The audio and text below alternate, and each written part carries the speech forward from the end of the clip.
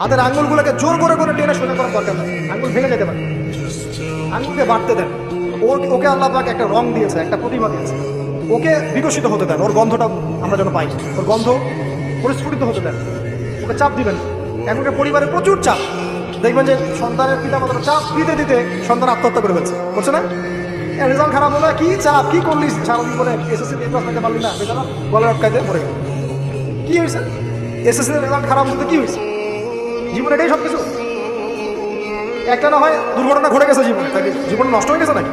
পিতা মাতার চাপের কারণে চাকরি পাইস না, সারা জীবন ধরে খাওয়াইলাম করাইলাম, চাকরি করতে পারিস না, আমাদেরকে দেখতে পারিস না, চাপ দিতে দিতে বেচারা এখন মাদকের দিকে। তো পরিবার থেকে চাপের এই সংস্কৃতি বন্ধ করতে হবে। পরিবারের সন্তানদেরও পিতা মাতাকে চাপ দেওয়া উচিত নয়, পিতা মাতার উচিত নয় সন্তানকে চাপ দেওয়া, বরং তার প্রতিভাটাকে ফাইন্ড আউট করে আপনি বিচক্ষণ বাবা হিসেবে আপনি দেখবেন যে তার প্রতিভা কোন দিকে আছে, সেদিকে আপনি দেখে নিয়ে যাবেন।